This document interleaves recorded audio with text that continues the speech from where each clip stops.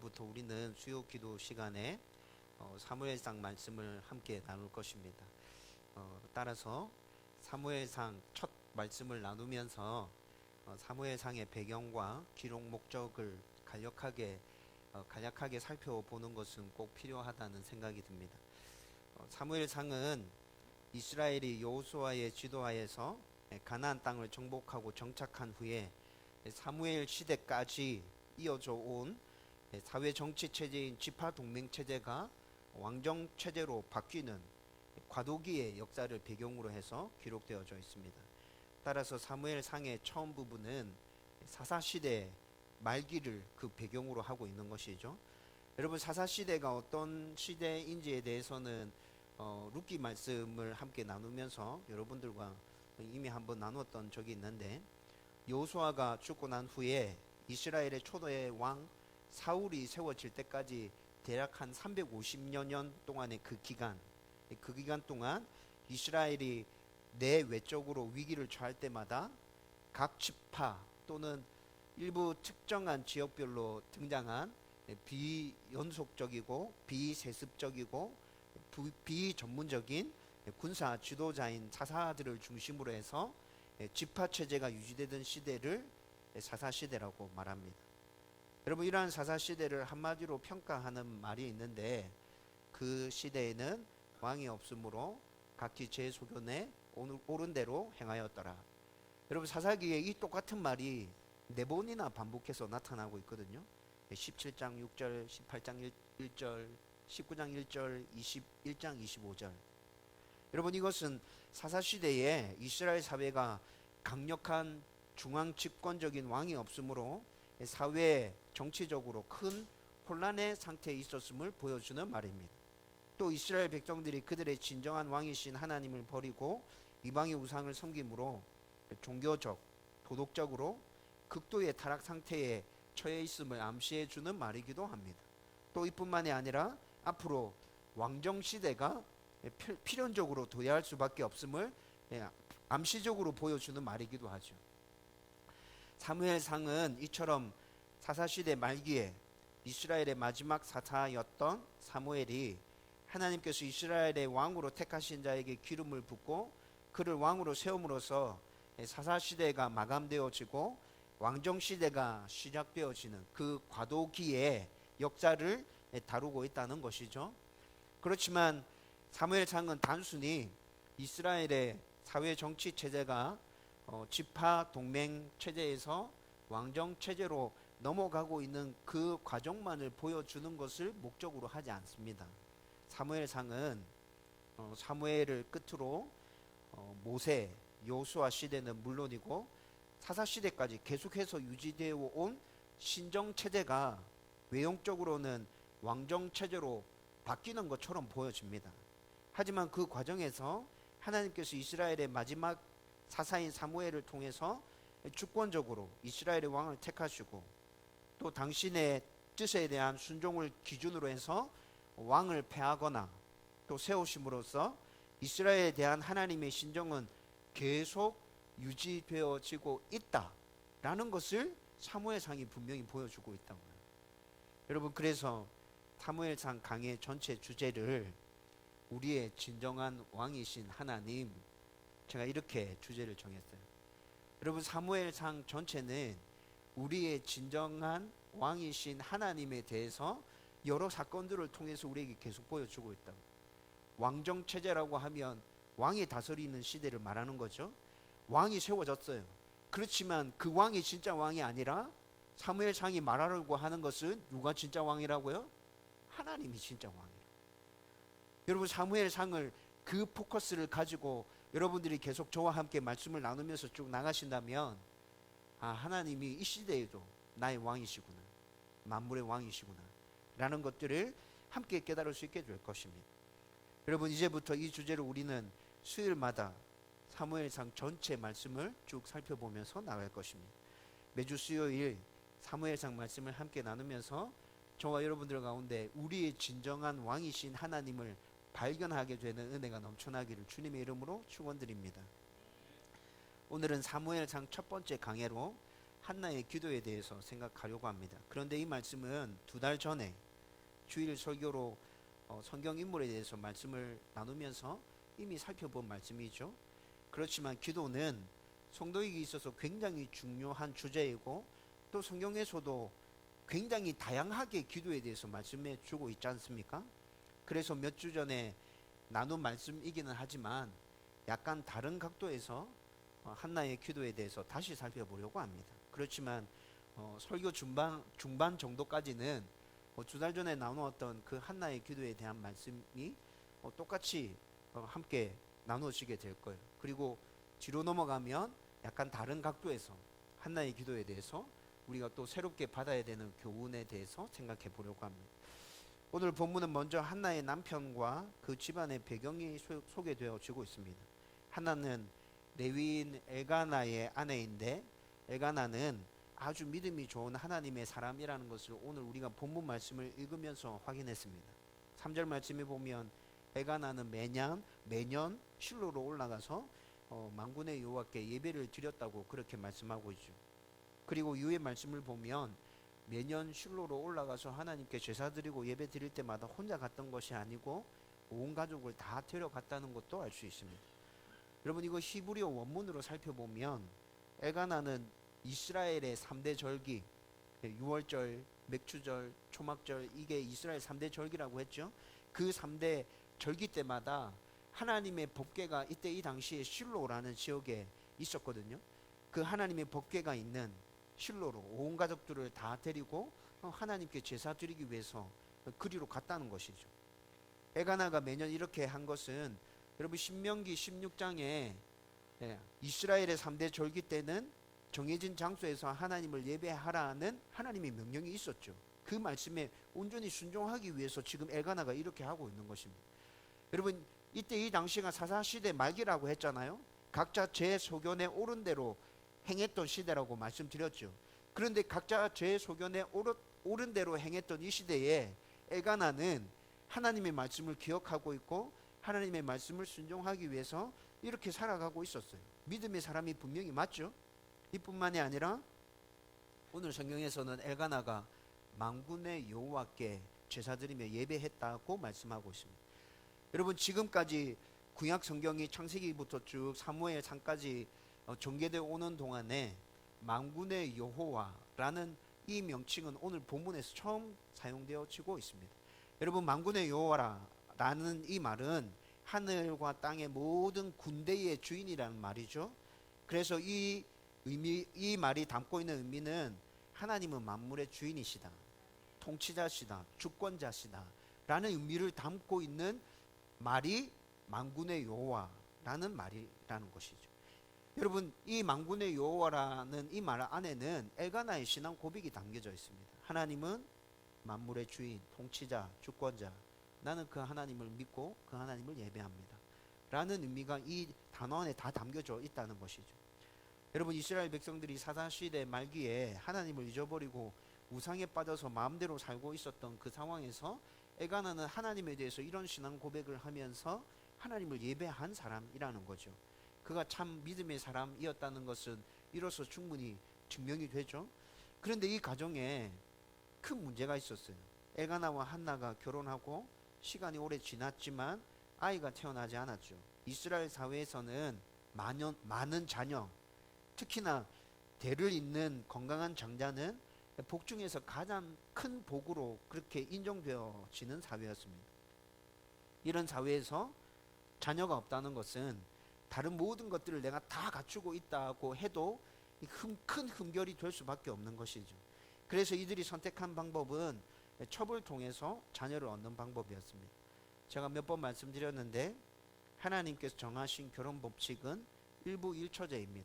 일부 다처제는 우상을 섬기던 이방 민족의 결혼 법칙인데 이스라엘 백성들이 그 이방 민족을 보고 일부 다처제 방식을 따라하기 시작한 것이죠. 엘가나와 한나도 경건한 믿음의 가정을 꾸리고 있었지만 이렇게 자기 소견에 옳은 대로 행했던 죄악된 모습도 그들 가운데 있었다는 것입니다. 그래서 엘가나 가정에도 그들이 선택한 것에 따른 어려움이 생겨났고 그 책임을 하나님께서는 그들에게 지게 하셨어요. 일부 다처제를 하나님께서 허용해 주시면서 분명히 일부 다처제를 하면 너희들 가운데 문제가 생겨날 거다. 근데 너희들이 선택한 것에 대한 책임은 너희들이 져야 한다. 하나님께서 이렇게 하시면서 일부 다처제를 허용해 주신 거거든요. 여러분, 일부 다처제가 어떤 문제를 불러올까요? 아내가 많은 집안. 여러분, 뭐 어떤 문제가 올지 예상이 되죠, 충분히. 네. 정부 한나와 첫 분인나의 갈등. 여러분, 이거는 일부 다처제 집안에서 정부와 첩과의 그 갈등은 누가 생각해봐도 당연히 그렇게 될 거라는 짐작이 생기잖아요. 여러분, 엘가나의 집안에도 이 문제를 비껴갈 수가 없는 거죠. 한나와 분인나의 갈등으로 인해서 엘가나 집안이 굉장히 시끄러워집니다. 여러분, 그런데도 일부 다처제의 방식을 선택했다면 하나님께서 그에 대한 책임을 니네들이 지라 라고 말씀하신다고 얘기해 드렸죠. 아이를 못 낳는 한나를 대신해서 아이를 낳고 엘가나의 집안에 대를 잇게 하라고 첩을 드렸는데 분인나가 아이들을 많이 낳았어요. 그리고 원어 성경으로 보면 엘가나가 한 명, 두 명 낳은 게 아니라, 분인나가 한 명, 두 명 낳은 게 아니라 자식을 여러 명 출산했거든요. 근데 그렇게 자식을 여러 명 출산하고 난 후에 자식을 낳지 못하는 한나를 무시하기 시작하면서 문제가 생겨나기 시작하는 거죠. 그리고 오늘 말씀에서는 이 문제가 아주 심각했다는 것을 분명하게 보여주고 있습니다. 6절 말씀에 보면 그의 적수인 분인나가 그를 심히 격분하게 하여 괴롭게 하더라. 그 말씀하고 있죠. 여러분, 적수, 격분하게 하고 괴롭게 한다.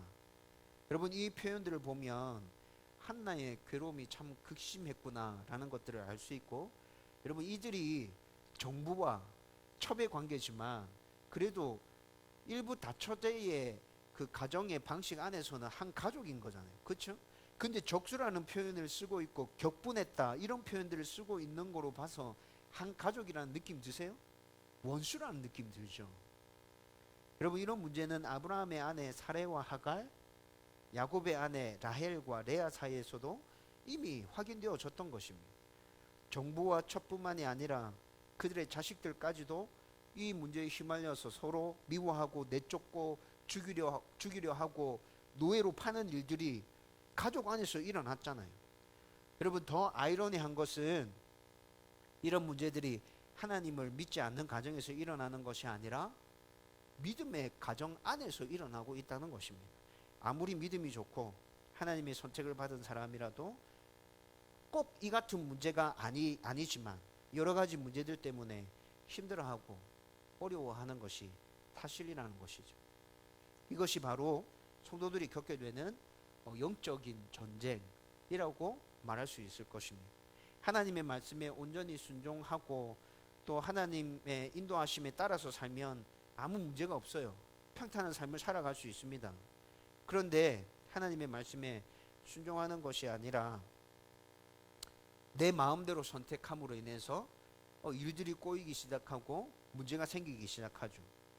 여러분, 하나님의 뜻에 온전히 순종하면 문제가 없는데 내 마음대로 선택하고 싶은 마음을 불어넣어주는 존재가 있습니다. 바로 사탄 마귀이죠. 여러분, 그렇게 해서 사탄은 우리를 굉장히 힘들고 어려운 지경으로 계속 끌고 가려고 합니다. 여러분, 내 눈에 좋아 보이는 것이지만 하나님의 뜻이 아니라면 여러분, 우리는 그것을 선택할 것이 아니라 돌아설 줄 알아야 합니다.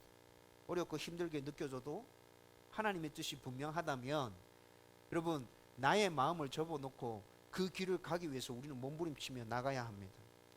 여러분, 그러면 우리는 승리할 수 있게 될 거예요.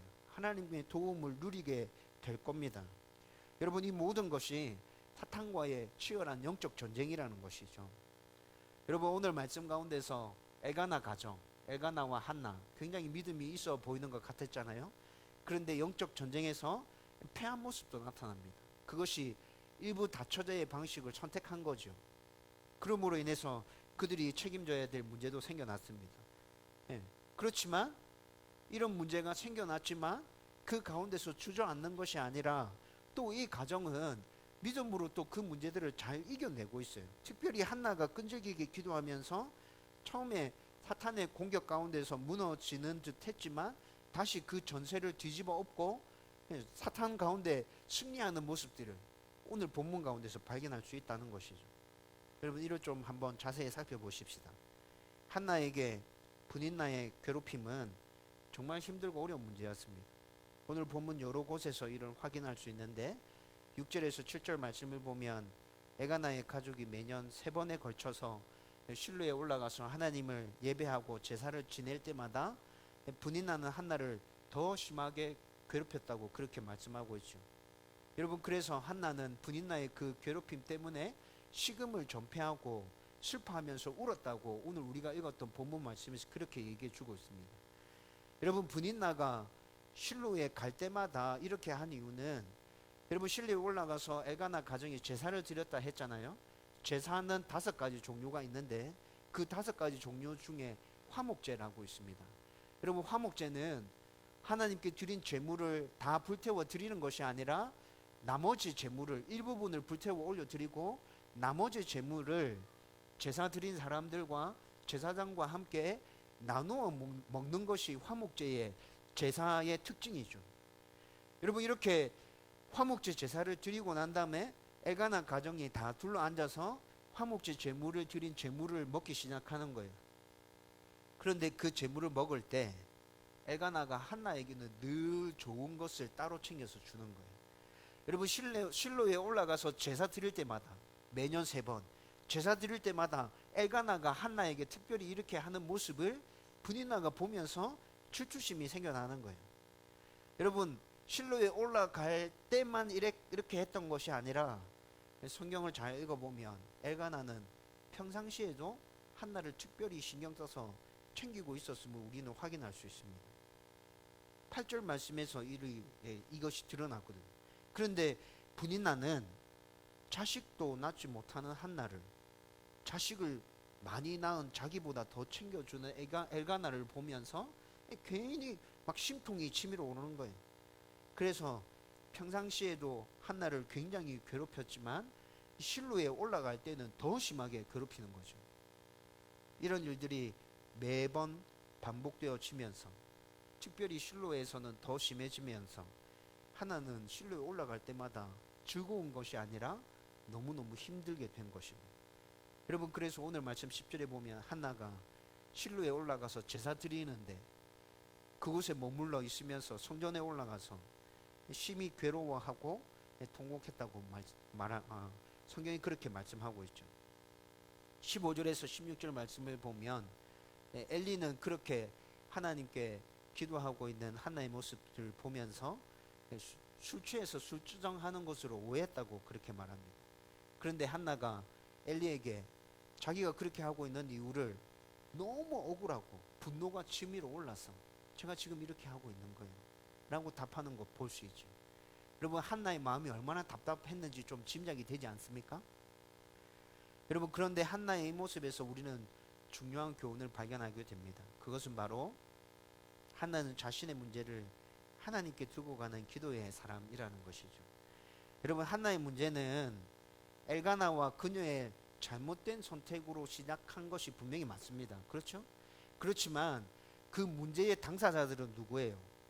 한나와 분인나 사이에서 일어난 문제잖아요. 여러분 그리고 엘가나의 정부가 누구라 했습니까? 한나죠.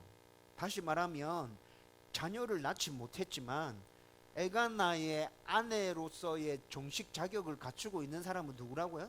한나라고요. 여러분 이것은 이스라엘의 사회에서도 공식적으로 인정되어지는 것입니다. 또 한나는 남편의 지지를 지금 등에 업고 있잖아요. 여러분 그렇다면 싸움과 갈등이 좀 심해질 수는 있겠지만 여러분 힘으로 분인나를 눌러도 문제를 해결할 수 있을까요? 충분히 문제를 해결할 수 있죠. 한나가 마음만 먹으면 남편의 지지를 등에 업고 또 사회에서 통용되는 관례상 자기에게 정부의 자격이 주어져 있기 때문에 힘으로 눌러도 돼요. 여러분 창세기 16장에서 사레가 하갈을 이렇게 힘으로 눌렀잖아요. 여러분 이삭이 태어나고 난 다음에 하갈의 아들 이스마엘이 이삭을 괴롭히잖아요. 여러분 사레가 이 모습을 보고 아브라함에게 막 분노하면서 화를 내죠. 그리고 뭐라 얘기합니까? 하갈과 이스마엘을 쫓아내라고 얘기하죠.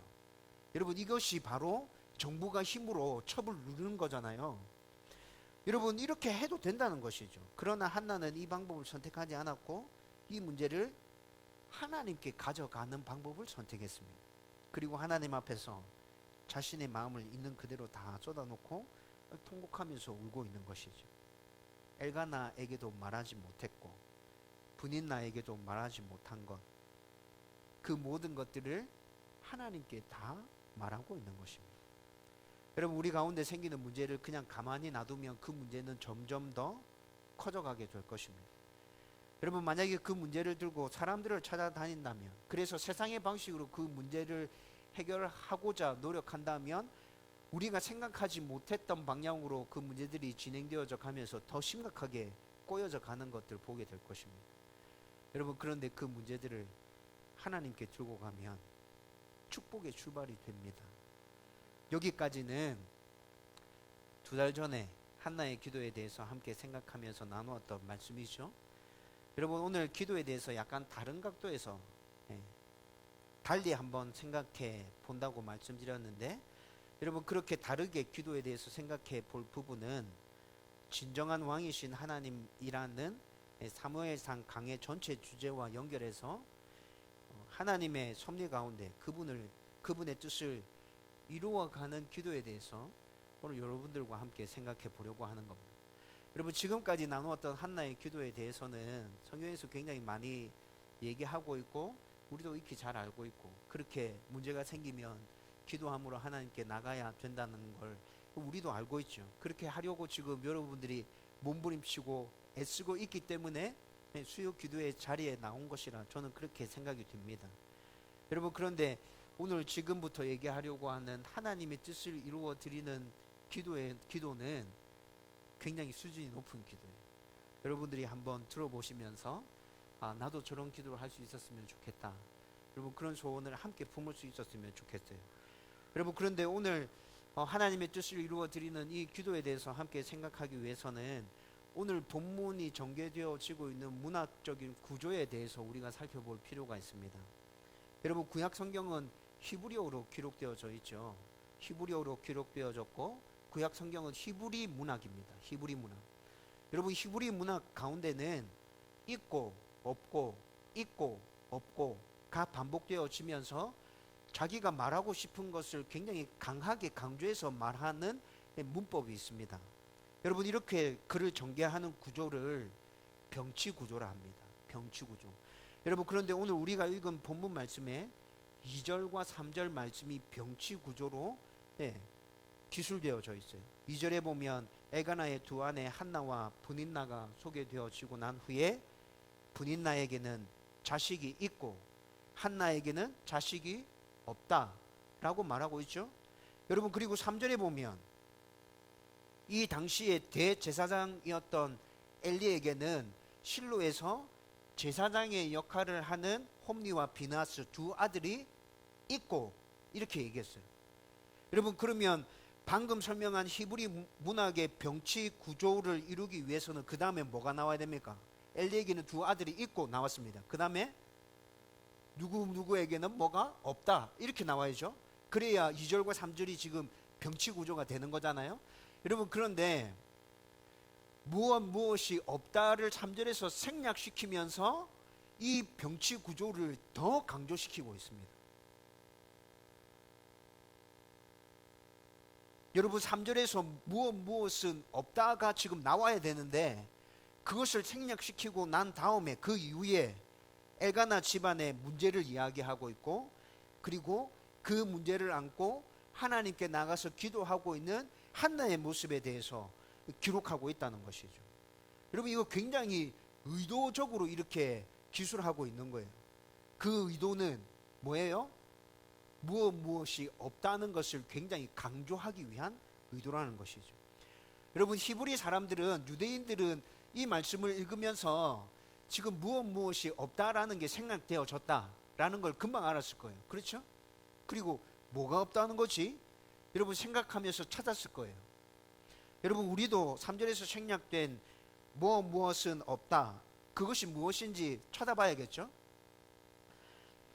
이를 하나님의 의도에 맞게 잘 생각해 보려면 오늘 설교를 시작하면서 말씀드렸던 사무엘상의 배경과 목적을 기억하면서 생각해 가야 합니다. 여러분, 제가 앞서 설명했는데 사무엘상은 사회 정치적으로 사사체제에서 왕정체제로 넘어가면서 여전히 하나님을 진정한 왕으로 섬기는 자를 이스라엘의 백성의 왕으로 세우는 것을 목적으로 하며 그런 내용들을 서술해 가는 것이 사무엘상의 내용이라 그랬죠. 여러분, 사무엘상의 이 목적과 내용을 기억하고 3절에서 무엇은 없고를 생각해 보면, 여러분, 오늘 우리가 읽었던 사무엘상의 말씀들, 사무엘상이 시작되면서 그리고 쭉 읽어갔던 그 말씀들 전체를, 내용들을 쭉 전체의 달을 가지고 생각해 보면, 여러분, 악인처럼 보이는 분인나에게는 아들이 있고 또 의인처럼 보이는 한나에게는 아들이 없었죠. 게으르고 영적으로 무디인 엘리에게는 두 아들이 있었고요. 생략된 건 뭐예요? 진정한 왕이신 하나님께는 하나님을 진정으로 왕으로 섬기는 자가 없다는 것입니다. 여러분, 이해되어 주십니까? 악하게 보이는 분인나에게는 아들이 있어요. 의인처럼 보이는 한나에게는 아들이 없어요. 여러분, 불의한 제사장인 것 같은 엘리에게는 두 아들이 있어요. 진정한 왕이신 하나님께는 하나님을 진정으로 섬기는 자가 없어요. 여러분, 병치 구조가 지금 2절과 3절의 병치 구조가 이렇게 전개되어지고 있다는 것이죠. 그래서 하나님께서 당시에 그래도 경건하게 살고자 노력했던 엘가나 가정을 통해서 하나님이 찾으시는 그런 사람을 채우기 위해서 지금 주권적으로 역사하고 계시는 것입니다. 그것을 보여주는 것이 5절과 6절 말씀에 하나님께서 그에게 임신하지 못하게 하시니라. 여러분, 하나님께서 한나에게 임신하지 못하게 하셨다고 성경은 그렇게 말씀합니다. 여러분, 이 말은 한나에게 임신하지 못하는 이유, 원인이 한나에게 있었다는 말인가요? 엘가나에게 있었다는 말인가요? 아니요, 두 사람은 전혀 문제 없어요. 근데 하나님 일부러 이렇게 하셨다는 거죠. 하나님께서 주권적으로 개입하셔서 한나로 하여금 임신하지 못하게 했습니다. 그리고 아들이 없는 아픔을 가지고 하나님께 나가서 기도하면서 하나님에게도 하나님을 진정으로 왕으로 생각하는 사람이 없어서 하나님도 마음 아프시구나 라는 것들을 한나로 하여금 깨닫게 하셨다는 것이죠. 여러분, 이것을 15절 말씀에서 여호와 앞에 내 심정을 통한 것뿐이오니 이렇게 얘기하고 있죠. 여러분, 한나가 여호와 앞에 나가서 기도했는데 어떻게 했다고요? 심정을 통했다고요. 자기 안에 있는 답답함을 다 쏟아놓고 이야기했다는 거잖아요. 여러분, 한나가 그렇게 이야기하면서 깨달아진 것이 있었습니다. 무엇이 깨달아졌습니까? 내 아픔과 내 슬픔을 가지고 하나님 앞에 나와서 이렇게 다 쏟아내면서 기도했는데 나만 그런 것이 아니라 하나님도 마음 아파하시고 하나님도 없구나. 하나님 찾으시는 그 사람이 없구나.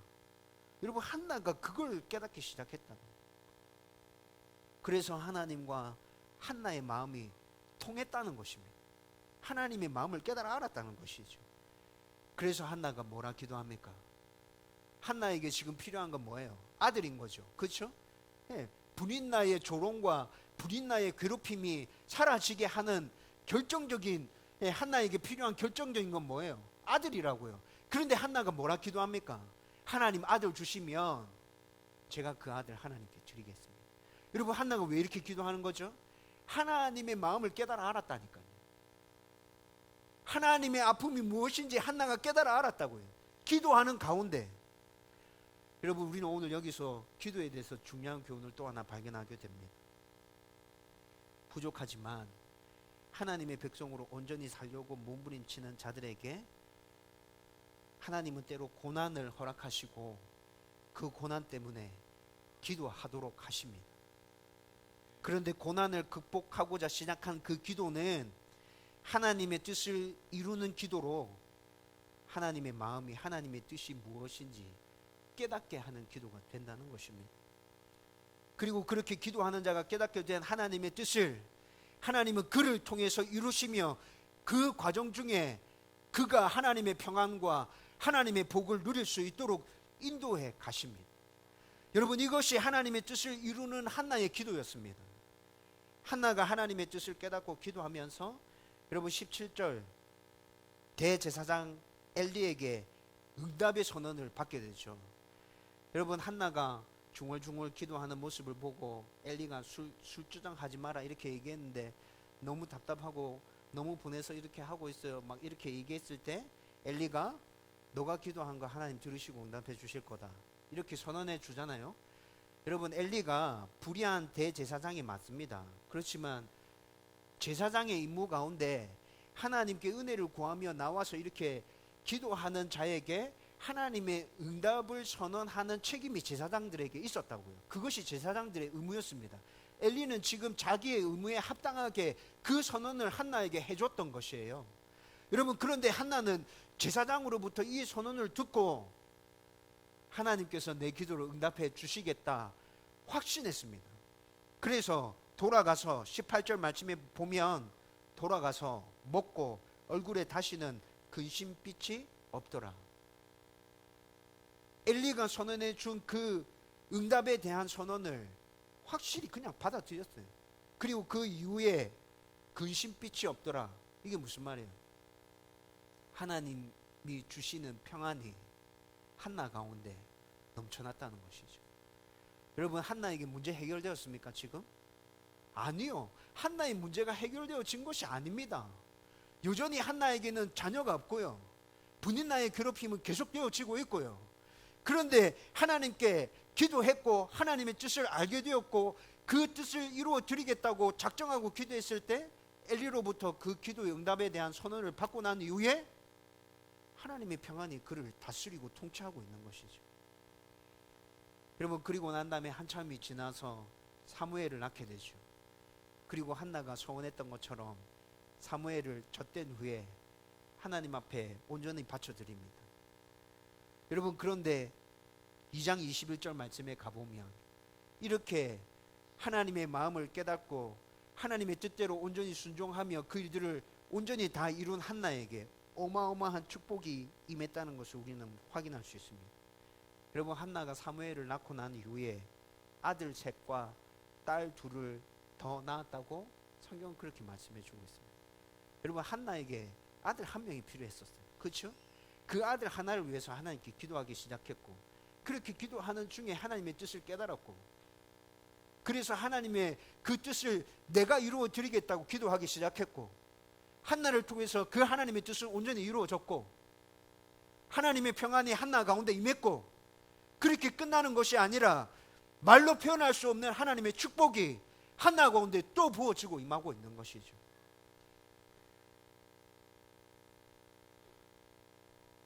여러분, 지금 방금 살펴본 하나님의 뜻을 이루는 한나의 기도는 여러분 굉장히 수준 높은 기도가 맞습니다. 여러분, 모든 성도에게 하나님께서 이렇게 기도시키지 않습니다. 다시 말씀드리는데 하나님께서는 모든 성도에게 이렇게 기도시키지 않습니다. 앞서 말했지만 부족한 것이 있지만 평상시에 늘 하나님의 뜻에 순종하기 위해서 몸부림치며 살아가고 있는 성도들, 그리고 늘 기도로 하나님과 대화하고 있는 성도들, 하나님을 위해서 기꺼이 내가 가지고 있는 모든 것들을 다 내어드리고 내가 헌신해야겠다라는 마음을 가지고 있는 자들에게 하나님께서 특별히 하나님의 뜻을 깨달아 아는 기도를 시키신다고. 여러분, 그런데 저는 모든 성도들에게 이런 기도 시키지 않는다 말씀드렸죠. 여러분, 그런데 저는 여러분들의 담임 목사로서 욕심이 생깁니다. 여러분들이 이런 기도를 할 수 있는 성도들이 되었으면 좋겠습니다. 하나님의 뜻을 이루어 드리기 위해서 하나님의 택함을 받아서 기도하시도록 만드는 그런 성도들, 저와 여러분들이 그런 사람이 되었으면 좋겠다고. 여러분, 그 기도는 굉장히 힘들고 어려운 기도 분명히 맞습니다. 그렇지만 우리가 그렇게 기도로 하나님께 쓰임받을 수 있다면 여러분, 이 세상에서 살아가는 의미가 정말 우리 가운데 있는 거 아닙니까? 우리를 통해 하나님의 나라가 이 땅 가운데 세워지는 것, 우리의 눈으로 목도하면서 살아갈 수 있는 것 아닌가요? 여러분, 그것이 하나님께서 우리를 이 땅 가운데 살게 하신 목적 아닙니까? 저와 여러분들이 그것들을 눈으로 확인하면서 살아갈 수 있다면 여러분, 우리의 삶을 통해서 하나님께서 정말 영광 받으실 것입니다. 하나님의 나라가 이 땅 가운데 굳게 세워지는 것, 우리뿐만이 아니라 모든 사람들이 다 보아 알게 될 것입니다. 저는 다음 교회에서 신앙생활을 하고 있는 모든 성도들이 그 하나님의 뜻을 이루어 드리는 기도를 할 수 있었으면 좋겠습니다. 넉넉하게 고난들을 이겨가면서 하나님의 평안을 누려가면서, 그리고 그 이후에 주어지는 엄청난 하나님의 은혜와 복들을 경험하면서 하나님의 도구로 쓰임받는 주님의 사람들, 저와 여러분들이 이런 기도의 사람들 되기를 주님의 이름으로 축원드립니다. 여러분, 이제 말씀을 정리하려고 합니다. 여러분, 오늘 한날을 통해서 우리에게 주신 하나님의 교훈 첫 번째, 이건 2달 전에도 이미 생각했던 것이죠. 문제가 생기면 하나님께 가져나가십시오. 문제가 생기면 하나님께 가져나가십시오. 여러분, 그 문제 때문에 힘들고 어렵습니까? 하나님께 마음을 통하십시오. 여러분들이 가지고 있는 생각들과 감정들과 하고 싶은 이야기들 하나님께 다 하세요. 여러분, 그게 포장한다고 포장이 되어집니까? 하나님 우리의 마음이 어떤지 모르세요? 우리가 믿는 하나님이 진짜 그런 분이라 여러분 생각하십니까? 여러분, 그냥 있는 그대로 얘기해도 됩니다. 여러분, 어른들과 대화할 때 예의를 지켜가면서 얘기하죠. 하나님과 그냥 그렇게 대화하세요. 예의를 지켜서 내가 하고 싶은 말이 있으면 포장하거나 감추지 말고 그냥 하나님께 이야기하십시오. 분노도 이야기해도 됩니다. 화를 내라는 말이 아니죠. 여러분, 내 안에 분노가 치밀어 오릅니다. 어떻게 하나님께 말하면 됩니까? 하나님, 제 안에 이렇게 화가 납니다. 다윗이 그렇게 얘기했잖아요. 하나님, 제 안에 이렇게 화가 납니다. 저 사람에 대한 이런 미움과 이런 분노들이 치솟아 오릅니다. 하나님, 제 마음을 좀 다스려 주십시오. 여러분, 이것이 다윗이 했던 기도 아닌가요? 우리도 그렇게 기도하며 나갈 수 있다는 거죠. 그렇게 기도하면서 나가면 하나님의 은혜를 누리고 더 좋은 하나님의 사람으로 우리는 점점 세워져 갈 수 있을 것입니다. 여러분, 그리고 오늘 우리가 2번째로 한나의 기도를 통해서 받은 교훈은 무엇입니까? 굉장히 수준 높은 것이지만 하나님의 뜻을 이루어가는 기도의 사람, 하나님의 뜻을 이루어가는 기도의 사람. 하나님, 그것이 비록 고난의 길이라 할지라도 하나님, 제가 그렇게 기도하면서 하나님의 뜻이 무엇인지, 하나님의 마음이 어떤 것인지 깨달아 알았으면 좋겠고, 그 뜻을 이루기 위해서 하나님, 제가 몸부림치면서 이 세상 가운데서 살아갈 수 있었으면 좋겠습니다. 여러분, 이거 진짜 수준 높은 성도의 모습 맞죠? 근데 저와 여러분들이 그런 성도가 되었으면 좋겠다고요. 여러분, 우리가 이렇게 기도하며 나갈 때 하나님께서 분명히 우리 가운데 평안을 허락해 주실 것입니다. 하나님의 은혜와 복들을 우리 가운데 부어 주실 것입니다. 그 평안과 그 은혜와 그 복들을 받아 누리는 저와 여러분들 되기를 주님의 이름으로 축원드립니다.